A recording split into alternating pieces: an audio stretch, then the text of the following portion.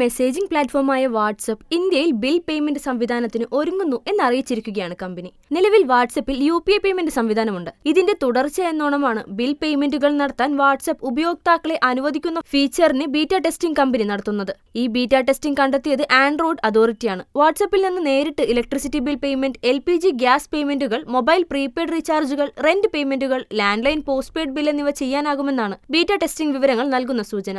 എന്നാൽ പരീക്ഷണം പൂർത്തിയാക്കി എപ്പോൾ ഈ വാട്സ്ആപ്പ് ഫീച്ചർ സാധാരണ യൂസർമാർക്ക് ലഭ്യമാകുമെന്ന് വ്യക്തമല്ല. വാട്സ്ആപ്പിന്റെ ഇവന്റ് ഷെഡ്യൂളിംഗ് ഫീച്ചർ, ഇവന്റുകൾ സൃഷ്ടിക്കാൻ ഉപയോക്താക്കളെ അനുവദിക്കുന്ന പുതിയ ഫീച്ചർ ഉടൻ തന്നെ സ്വകാര്യ ചാറ്റുകൾക്കും ലഭ്യമാക്കാനൊരുങ്ങുകയാണ് വാട്സ്ആപ്പ്. iOS-നുള്ള വാട്സ്ആപ്പിന്റെ ഏറ്റവും പുതിയ ബീറ്റ പതിപ്പ് ഈ പുത്തൻ ഫീച്ചർ ഇതിനോടകം പ്രവർത്തനക്ഷമമാക്കിയിട്ടുണ്ട്. ഇവന്റുകൾ ആസൂത്രണം ചെയ്യുമ്പോൾ ഓഡിയോ, വീഡിയോ കോളുകളിലേക്ക് ലൊക്കേഷനുകളോ ലിങ്കുകളോ ചേർക്കാൻ ഉപയോക്താക്കളെ അനുവദിക്കും. ഈ ഫീച്ചർ മുൻപ് ഗ്രൂപ്പ് ചാറ്റുകളിൽ മാത്രമായിരുന്നു ലഭ്യമായിരുന്നത്.